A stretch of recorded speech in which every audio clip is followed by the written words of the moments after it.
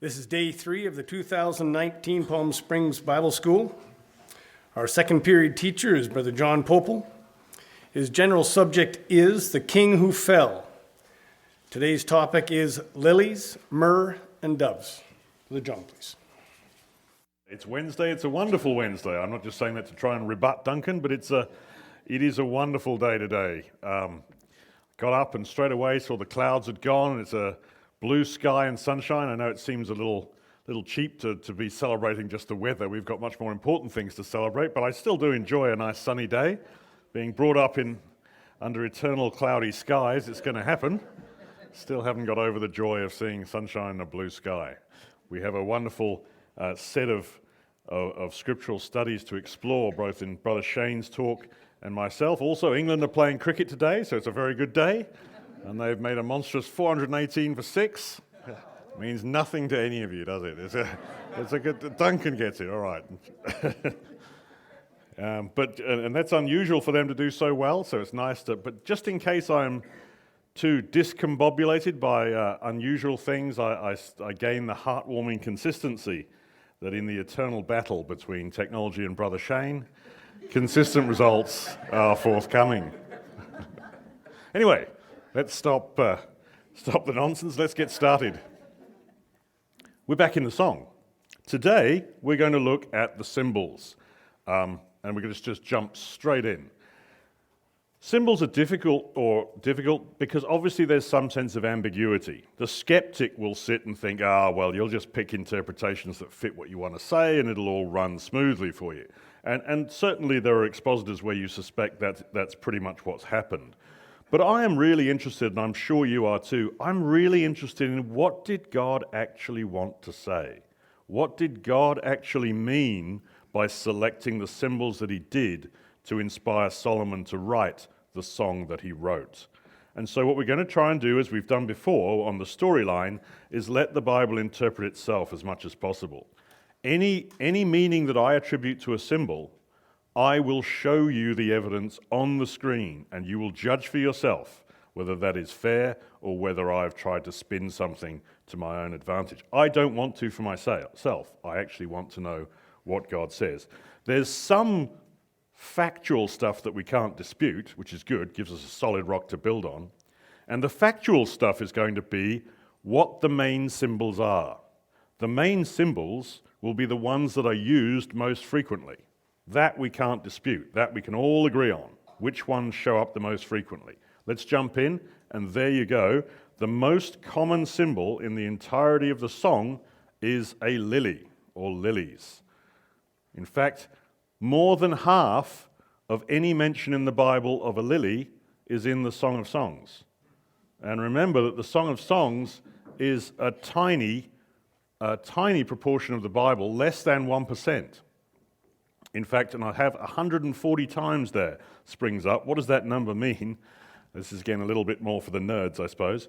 But if you open your Bible randomly and choose a verse, you've got a certain percentage probability of hitting a lily. Okay? It's pretty low. The point is, if you're in the song, that probability is now 140 times greater. Okay, so that gives you an idea, whatever the numbers are.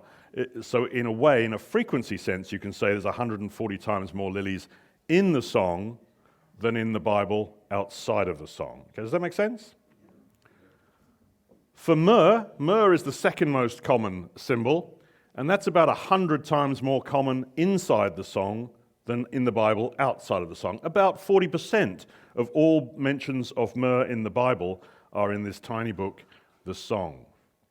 Third is doves. About 15% of all the mentions of doves in the Bible are in the Song of Solomon, and that means they're about 40 times more frequent in that part of the scripture than any other. And finally, gardens and vineyards, which we'll see as synonymous, 12% gardens and 6% of vineyards show up in the Song of Songs. Taken together, that makes them about 20 times more common to appear in the song. Beyond that, all the other symbols, they kind of fall away into the noise. Okay, they don't statistically stand out as significant to be in the song. So we don't have a huge number of symbols to work with as the major symbols of the song. We just have these 4, and that's great because it gives us a nice finite data set to work with. And what we want is to find the biblical meaning of these symbols. So what we're going to do is go outside of the song into the rest of the Bible, see how these symbols are used, see if we can find a common understanding of what they mean, and if we can, why then we can go back into the song and use those interpretations to see what the song is now saying, because it'll now say new things, and we'll learn new things. So that's kind of fun. That's what we're going to do this morning. That is the bit that I wanted to show up at the beginning. Get your animation sequences in order. That's what happens when you do it late at night. Lilies. Here are the mentions of lilies, therefore. And you can see in the Song of Songs, 8 mentions, big spike there. And there are 66 books in the Bible, as you know, and it just falls away. They're only mentioned in half a dozen books. And what's really interesting is they're really all about Solomon. Yeah, there are mentions in 1 Kings, but that's about Solomon. Yes, Jesus mentions lilies once in Matthew and Luke. That's about Solomon, as is the mention in 2 Chronicles. So nearly every single mention of a lily in the Bible is something to do with Solomon. It is uniquely his symbol, in a way. Lilies. Okay, see, I'm going to get you to do some of this because that will make it more objectively fair that we agree together. Someone give me a famous verse about lilies. If I say lilies in the Bible, what verse do you think of? Yeah, absolutely. Someone say it out. Behold the lilies of the field. Keep going. Gonna work. Yep. Perfect.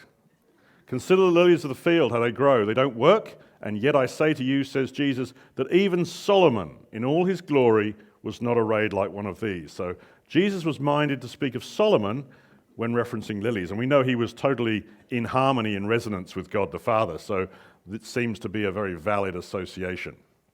Now, the verse means, don't sweat the small stuff, right? That's what Jesus is saying. But within that verse, the lily represents something which is beautiful, because Jesus is saying, look, the lilies don't work, and yet they're more beautiful even than Solomon in all his glory, which was the most glorious time of Israel's kingdom. So a lily here represents something which is physically beautiful, according to how Jesus uses it. And that is consistent, in fact, with the scientific world. And God's world and the scientific world are never in conflict.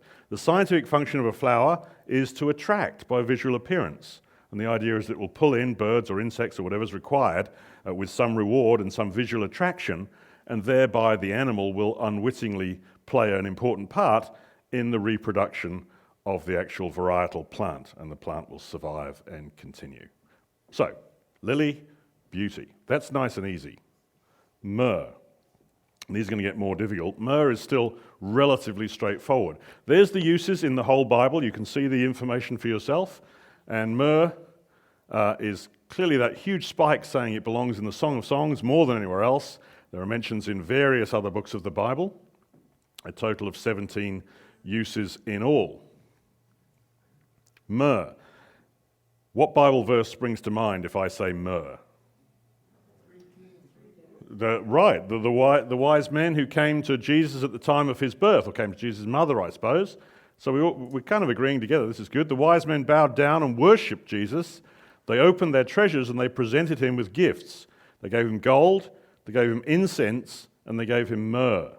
And I'm quite happy with the common understanding of why they gave them those 3 symbolic gifts.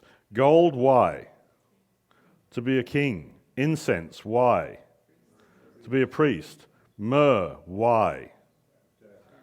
Death, because he was going to be a corpse. And there's a physical reality to this, because when the time came that he was dead, his body was prepared with myrrh and aloes. Nicodemus and Joseph of Arimathea brought myrrh and aloes, 75 pounds of it, and they prepared Jesus' body therewith.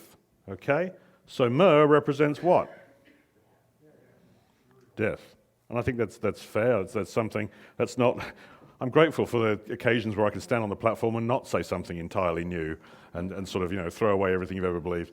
That's good. Myrrh represents death. There's a nice little mention actually in Psalm 45, which really is the wedding song of Jesus. You get a little dash of myrrh there. Your robes are fragrant with myrrh and aloes.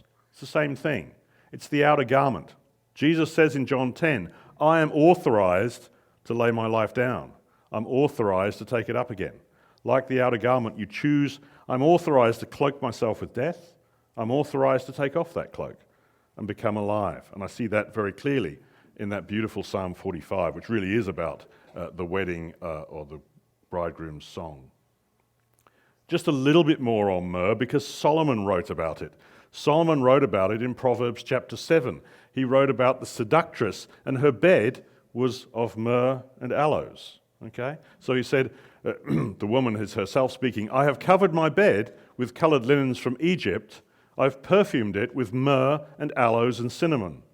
Her house, says Solomon, is a highway to the grave, leading down to the chambers of death. So this really solidifies what we've already said in myrrh representing death. That makes it very good. The other woman of Proverbs, of course, was Wisdom, Lady Wisdom. Lady Wisdom has nothing to do with myrrh. She makes bed coverings of fine linen and purple. And fine linen, the Bible tells us, is the righteous deeds of the saints. So her bed is actually coated with the righteous deeds of the saints, and the seductress's bed is coated with, well, it's a highway to the chambers of death. Myrrh represents death. Okay? That's all nice and easy. This is Solomon's own writing. So the fact that we're comparing the Song of Solomon with his other writings provides a consistency in which we can take confidence. Myrrh represents death. What does that tell you about the song? It's a song of death. Now remember, traditionally you say it's all about the kingdom, because the kingdom is all about death. Yeah. No. It's not a kingdom vision. How can it be a kingdom vision? If this is the death chart, my goodness me, that's the last book in the Bible that could ever be about the kingdom. Symbols of life tend to be light and wine, and you'll see those proliferate when the kingdom is discussed in symbolic sense, but not myrrh. This is the death spike, and the death spike's in the song. It's not a kingdom vision. Doves. This is going to get a little harder.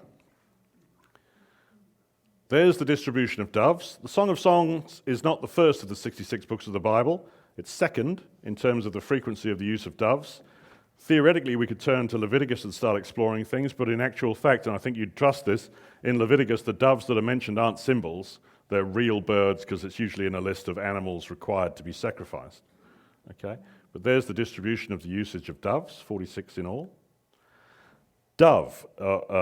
Someone tell me the Hebrew word or transliterate it for me. Jonah. Yeah, Jonah. So straight away we're saying, hang on a minute, there's actually a book of the Bible called Dove. That is true, the prophet Dove. That's interesting. Okay, we'll need to bear that in mind. But if you really thought of a verse, the first verse that might spring to your mind, if you're familiar with the Bible, as the people in this room are, with a dove, what would you think of?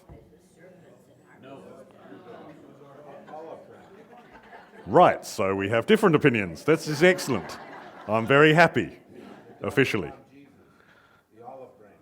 Right, so we had Noah from the front row, which is the olive branch dove. And what was the other one you said, Marco? The dove above Jesus. The dove above Jesus, at what point?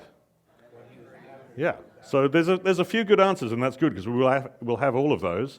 At that moment, heaven was opened, and John the Baptist saw the Spirit of God descending like a dove and lighting on Jesus. So in this case, the dove represents, or is represented by, the Holy Spirit of God. Now that is going to mean that the dove has to be the most positive symbol in the universe, full stop, no caveats. Except, now look what the Bible throws at us. Ephraim is like a dove, easily deceived and senseless. Well, that's annoying. Because, and often real research in science or in the Bible can be, because on the one hand, the dove represents the most positive thing in the universe, the Holy Spirit of God. On the other hand, the Bible, the same inspired Bible, is trying to tell us, yeah, it also represents something easily deceived and senseless. Now, if we throw up our hands and give up and say we can't translate doves, I don't mind. That's fine. We don't need everything. But it's possible. Let's plow on positively and see if we can find some resolution. We can't just say, well, yeah, the Holy Spirit of God is pretty easily deceived and senseless. That's not going to work. But is there some way that a dove with the same meaning could represent both states? It's going to be hard work. But let's see what we can do. So the scriptural precedents are a problem, because there's very good ones, and there's very bad ones. And we're not going to cherry pick here, so we'll have to forget about Hosea, sweep it under the carpet, and we'll be okay. We're going to actually look at all of the verses of the Bible. We'll do this honestly. Let's start by looking at the positive ones, and then we'll look at the negative ones. So the positive ones, that's the same verse as before. That's the baptism. And of course, we've already said, we know that there is a man called Dove. They took Dove and they threw him overboard, and the raging sea grew calm, and the man called Dove then came out of the waters and obeyed the word of the Lord and went to Nineveh. So we've got that. And what was the other verse you had that came out quite commonly? No, that's right. When the dove returned to Noah in the evening, there in its beak was a freshly plucked olive leaf. Then Noah knew that the water had receded from the earth. Those are the three big ones. Same thing's happening in all three cases. What's the thing? It's got to be something to do with water, hasn't it? There's a lot of water going on. But it's not just a separation. I agree with that, Chris. But there's a process going on. Jeff agrees. He wants to question you also. What is the process going on? Death comes first and then the dove. Death comes first. What comes after the death? Resurrection? I'm good. I'm surprised. Okay.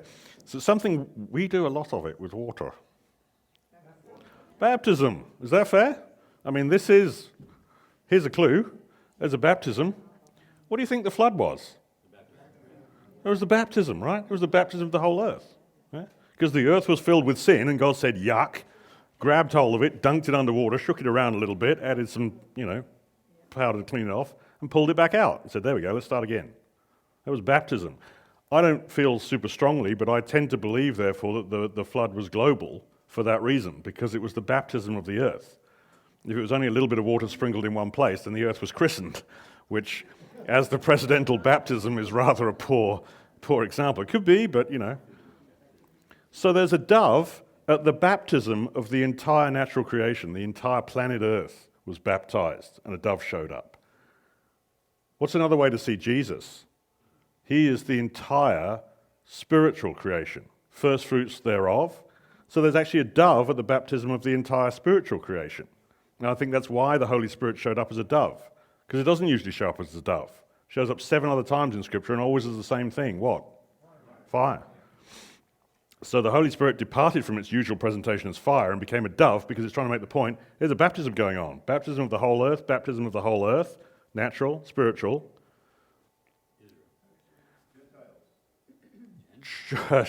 Well, Jonah went to the Gentiles, I'll grant you that, but he, of course, is from the tribe of Zebulun. The individual was baptized. Not only that, do you notice? He's the only guy to ever have a real baptism. You didn't. I didn't. Because if you think people are looking puzzled, I get that, right? Because you have a sinner becoming, quotes, a saint, if you will, right? But when you went into the waters of baptism, I put it to you, you had already decided you wanted to follow God. You'd already made the conversion here, and then you went through the symbol, and you went underwater and came out again. Great. Same for everyone, except Jonah. When Jonah went into the waters, he had every intention of disobeying God. God said, go northeast over here. He said, oh, how about I go southwest over there and get out of this? Right? He went into the waters as a genuine, committed, intentional sinner. His conversion was underwater. Read about it in chapter 2, that fabulous prayer. And then he comes out of the waters as an intentional saint. He'll still sin again, of course, as we all do. So this is the only real baptism that ever happened. And his name, God said, you need to be called Dove. The only man to experience a real baptism was called Dove, the same animal that showed up at the baptism of the whole earth, both natural and spiritual. I think we're onto something here. This is good. So, what then shall we say a dove represents? Baptism, a new start. We're going great. Of course, we've got this thing in the back of our head saying Hosea is about to derail us. Okay, we're happy so far. Crash. Ephraim is like a dove, easily deceived and senseless. Calling to Egypt, calling to Assyria. What's that about? Historically, that is when they refused to trust in God and they went to Egypt for their defense. And then Egypt was defeated in war and they turned to Assyria for defense. And God said, what are you doing? Why are you so stupid? Why do you keep turning to these human nations to defend you when I am your defender? Not only that, but if we look at the prophet Dove, he is the only major prophet in the entire scriptures who we see intentionally disobeying God. The word of the Lord came to Dove, son of Amittai, but Dove ran away from the Lord and headed for Tarshish, the only one who disobeyed. So what are we seeing here that Dove represents? And I don't think we actually have to depart from what we've already said. It's a new start. Not every new start is a righteous start. Not every new start is a wise start. Ephraim is like a dove. They were my people, but then they said, well, we want to be Egypt's people. Egypt will be our new alliance. Oh, they fell. They fell in battle. Oh, Assyria will be our new alliance. They keep making new alliances, but in each case, they're foolish. And Jonah, he's given a direction. Go northeast to Nineveh. No, I'm out of here. I'm going to take a new path.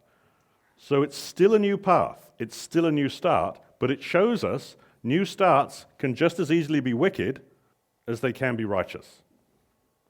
It's still a new start.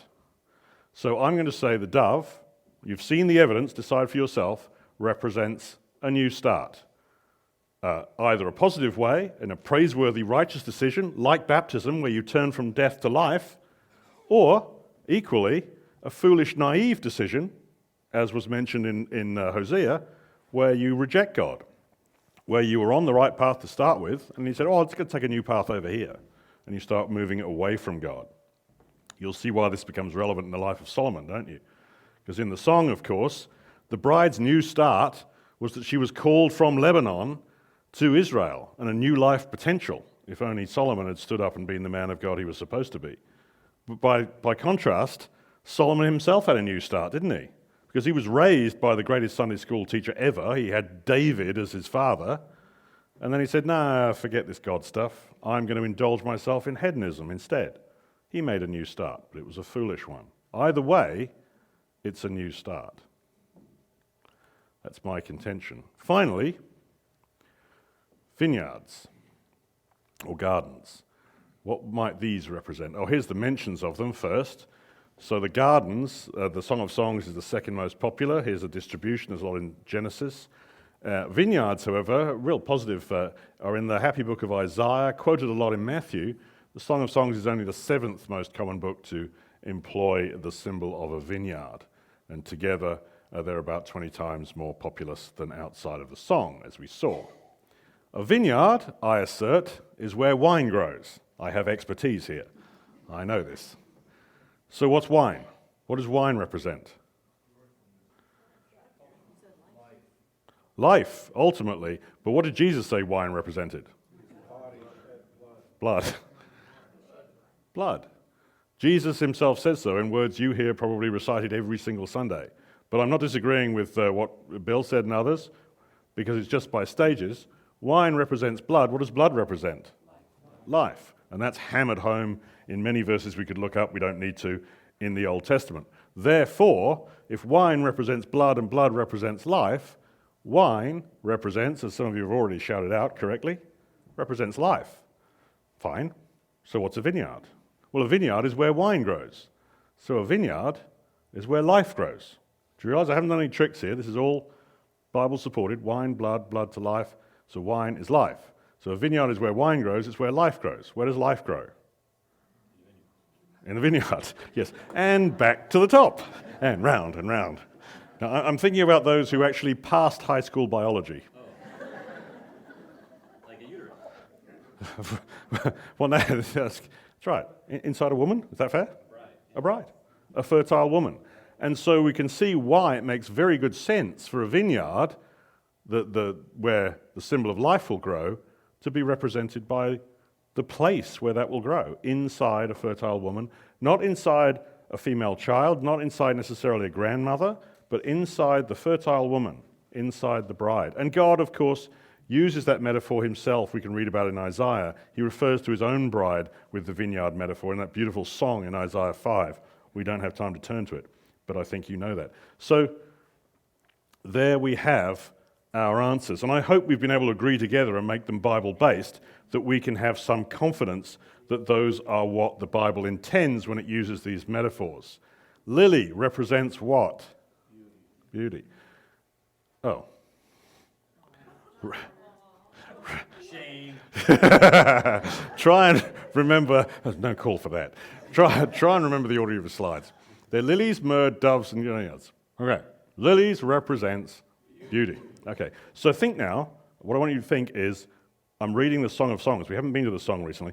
If lily is the most common metaphor symbol in the song, then the song is primarily about beauty. Makes sense? Sure. You've read it many times. It is at least beautiful. If it's incomprehensible, it's still beautiful. You can tell that, right? But now, as we add every dimension, we're going to learn more and more what the structure of the song is. It's about beauty. Great. Sounds good. Myrrh represents what? So the song has just taken an interesting new turn. It's about beauty, sure, but it's about a deadly beauty, right? That's why symbols numbers 1 and 2 in this order are going to be that way. It's about beauty, it's about death. Doves represents what? Taking a new path, a new start, a new beginning. So it's something to do with a new path and a deadly beauty, or a beauty which leads to death. And what else is it about? The fertile woman, right? So I think we can still say we haven't used heavy interpretation yet. We've pretty much dug out from the Bible itself, allowing the Bible to interpret itself. These are the 4 parameters that makes up the backbone of the Song of Solomon. Beauty, death, new path, fertile woman. Who can put those 4 into a sentence? What's the song about? Sentences are hard. Okay, fair enough. I'll go. If you trust in your own beauty, you will die. The only way away from that is a new path, a new life, through the birth of a child. That's good. I got a shorter one. Solomon's deadly new path chasing beautiful women. Isn't that fair? With a minimum amount of added verbiage, those are the 4 things.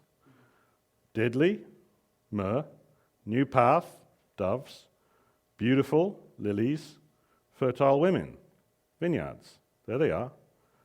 And that's actually the proposal we found by looking at the storyline. Right? By looking at the plot line, we saw, this appears to be about Solomon's deadly new path chasing beautiful women. And then factually, we can see lilies, myrrh, doves, and vineyards are the most common symbols, which, if it's true they represent beauty, death, new path, and fertile women, justifies this absolutely. Now, a scientist is going to be extremely excited about this, and I'll show you why. This won't mean necessarily a lot to you, but that is not just a proof, it is an independent proof. We haven't looked at the storyline at all today. We just looked at the symbols, and we haven't looked at the symbols before today. So before today, we just looked at the characters and the plot line and reasoned that it was about Solomon's deadly new path chasing beautiful women, and now we've looked at nothing but 4 potentially unrelated symbols and have learned the same message is justified independently from the symbols. That is a corroborating argument. So that is actually a beautiful discovery. Very exciting to me, certainly, when I saw that. And that, I think, gives great strength to our interpretation of the song so far. And the verses that we've used in the Bible to justify this are those. Those are the verses that flashed before you as we went through. And so what that tells us is the song is actually very well anchored in the Bible. It's not common for Christadelphians to say the song shouldn't be in the Bible, but it is common for many other expositors and many other Christians to say the song doesn't really belong in the Bible. It doesn't have any links or connections with any other part of the Bible except Jesus mentioning a lily once. That's it. Not true. Not true. The song can be very well established in the Bible, and that's as far as we've got. We'll see more connections yet. So we could give good argument to those who claim the song shouldn't be in the Bible with these symbolic matches. Test time. This is the good time. Okay, fine. So we found what we feel the symbols mean, but now we have to go back and read the song with the symbols in and see, does this actually create a contradictory nonsense? If we actually replace the word lily with the word beauty or the word myrrh with the word death, would it make sense? And if it's right, i.e. if this is from God, not from me, if it's right, then the correct interpretation of the symbol should tell us something new, should give us new spiritual insights. And it does. Watch. This is really beautiful. First of all, let's run straight to the center. We said this was the most important verse. Remember the wedding picture? This is the bridal couple in the wedding picture. This is the center of the song. I have come into my garden. Garden, we got that, gardens and vineyards. My sister, my bride, I have gathered my myrrh with my spice. And I take spice in the normal way to represent the sense of pleasures. So garden, we've done that one. And myrrh, we've done that one. So what's Solomon announcing, whether he knows it or not? I have joined with you, because this is another mention of, this is synonymous with this and this, that's good, it's common. I have joined with you, my sister, my bride. I have gathered my death with my pleasure. I've made this choice, and it's going to kill me. I don't think he knows what he's writing when he wrote it, okay? But that's what he wrote, and if we've translated the symbols correctly, that's what it means. That's fantastic. There's the summary line. There's the summary title. God's own title for the Song of Songs is therefore that. And that's pretty amazing. Vineyards then. Where do we see vineyards in the song? Vineyards and gardens. Let's look at them. And we're going to try and say it's a fertile woman every time. Does it make sense? Or is it a nonsense? And do we learn something new? Well, the first thing we need to know about vineyards, God looks after his. And if it's his wife, his bride, we'd expect that. Sing about a fruitful vineyard. I, the Lord, watch over it. I water it continually. I guard it day and night so that no one harms it. Okay? That makes sense. The wife of noble character behaves the same way God does. No surprise there. She considers a field and buys it. Out of her earnings, she plants a vineyard. She sets about her work vigorously. Her arms are strong for her tasks. So it's actually representing the vineyard is therefore herself. She prepares herself as a noble and godly creature. And what does the bride say about the vineyard? Do you remember? My mother's sons were angry with me and made me take care of the vineyards, but my own vineyard I have neglected. I am not developed in the way that the wife of noble character is developed. The bride has not been developed as a disciple of God. I don't think she knows what she's saying, but that's the announcement. That's how that would read. And that's not entirely her fault. How would she know? How would she know about Israel's God except the one who knew Israel's God should tell her? But he didn't. And so she was left as an undeveloped vineyard. It's actually, by means of this vehicle of the garden or the vineyard, it's a very elegant way that some of the more factual developments of their sexual relationship can be explained without using crass vulgarities. For example, you are a garden locked up, my sister, my bride. What does that mean? Well, now that means that's a state of chastity. That's a rather nice way to express it. It's an attractive way to express it. She then goes on to say, well, let my beloved come into his garden and taste its choice fruits. By maintaining the symbology, it's still an attractive poem, and yet it's clearly an invitation to intimacy. Okay? The very next verse, he announces, as we've seen in the center couplet, I have come into my garden, my sister, my bride, in responding to her invitation. Well, this makes sense. And finally, they even explore the possibility of pregnancy via the same vehicle. Let us go early to the vineyards to see if the vines have budded, to see if their blossoms have opened.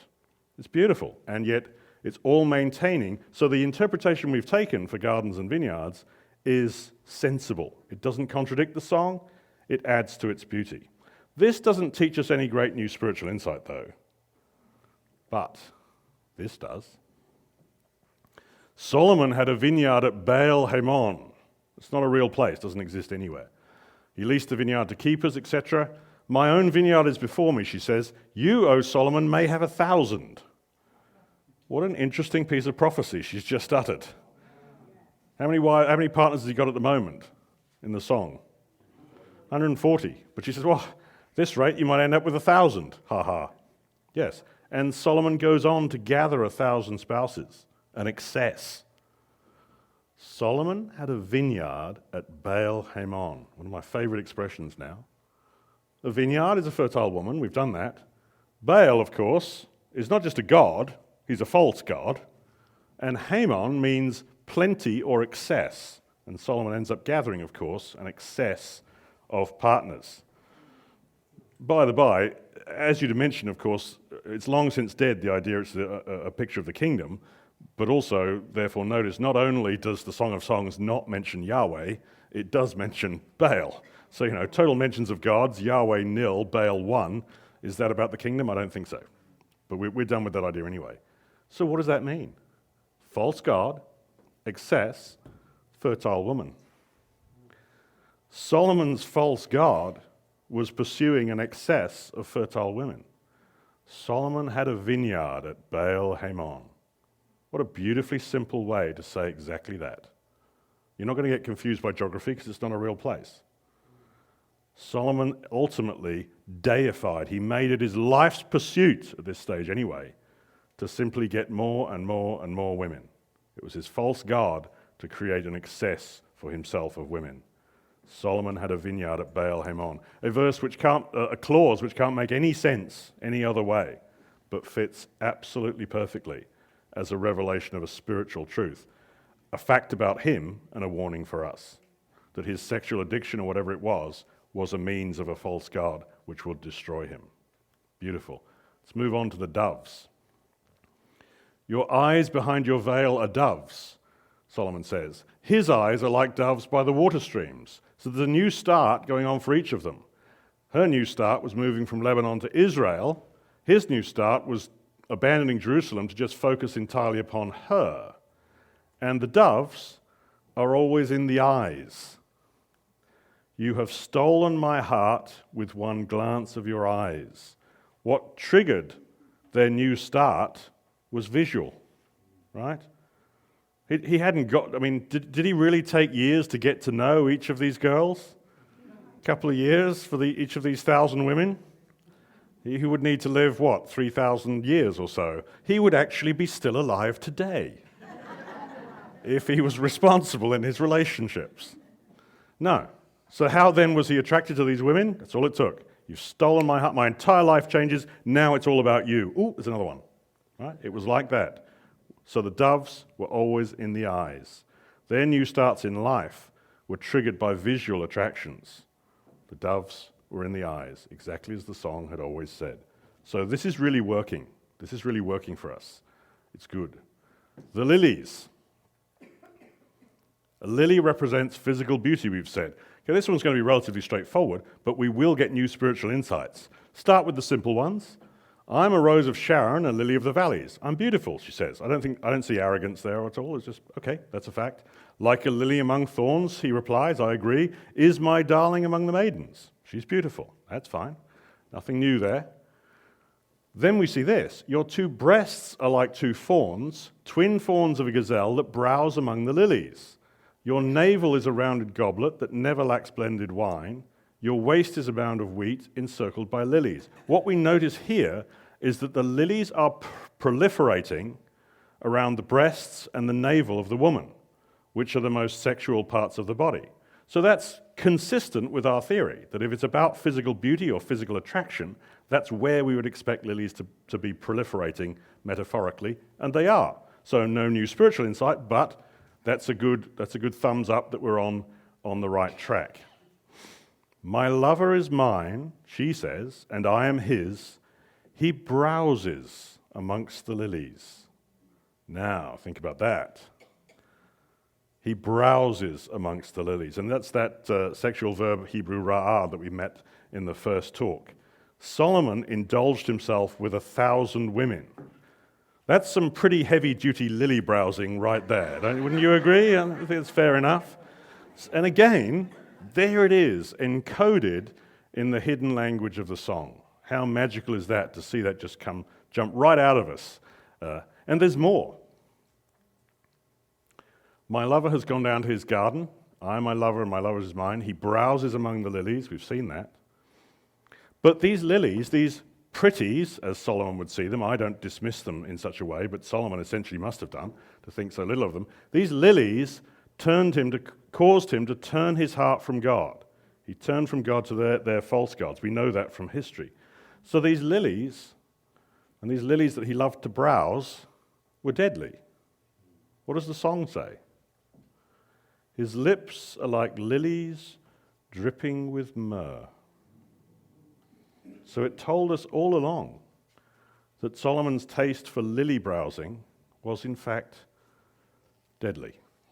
It's beautiful. It's all fitting together. Myrrh has come in alongside the lilies now, and it's all making sense. And needless to say, again, almost in passing, Jesus' lips don't drip with death. To state the obvious, right?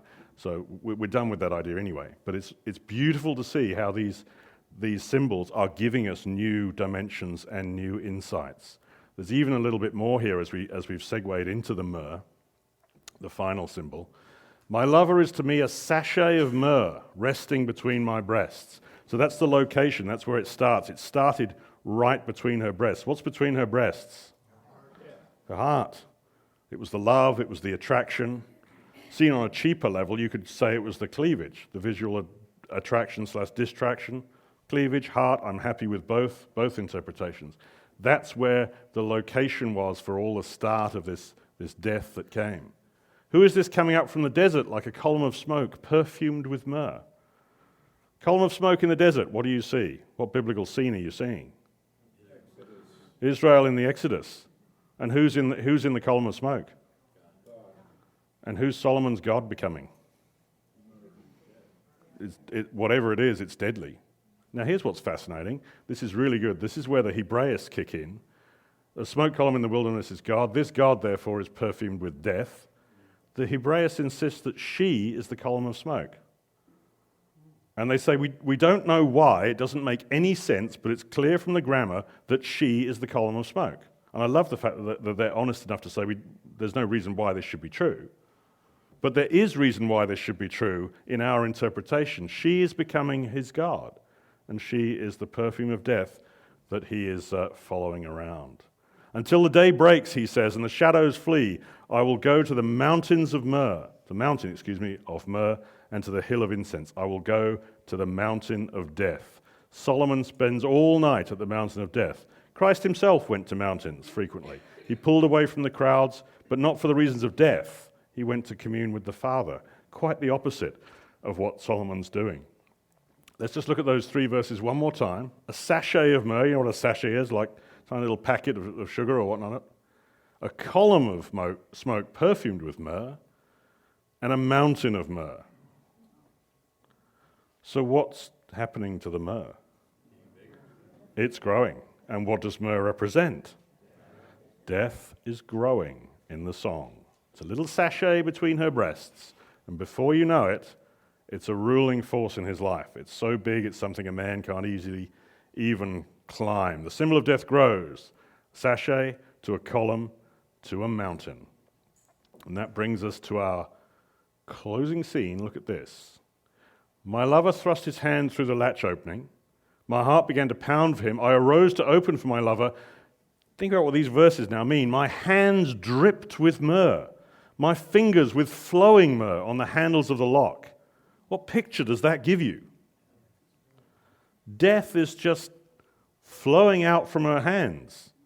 You think George Lucas invented this idea with his Emperor Palpatine? No, he stole that from the Song of Songs. He knew what was going on. She has a deadly touch. The bride's touch is deadly. She doesn't mean it to be so, I've no doubt. But for Solomon, these hands drip with myrrh, as she herself has said. And this is the scene where he's arrived at her palace or at her bedroom, and he's hammering on the door, and the door's locked, right? And he's hammering on the door to come in a state of ardor to be with the woman that he loves. And she's initially ambivalent, but then she rises up and she goes to answer the door. I opened for my lover, but my lover had left. Now, whatever interpretation you want from the Song of Songs, that's weird, right? Because there he is. I mean, men think about relatively few things, I put it to you. We're fairly simple creatures. There's an on switch and an off switch, and that's one of the few things we generally manage to keep our attention on is wanting to be with the woman that you want to be with. But somehow, he couldn't keep it together. Somehow, by the time she got to the door, he'd gone. So the question is, of course, where did he go and why? I mean, there he is hammering on the door for a sexual encounter with the woman that he loves. What must have happened? What sort of ancient version of a pizza van has gone by that he's, oh, be right back, love. What has caused the derailment of this intended meeting? Where did he go and why? Do you want to know? Oh, sounds half-hearted. Do you want to know? Good, because that means you'll turn up tomorrow when we'll figure it out. Thank you.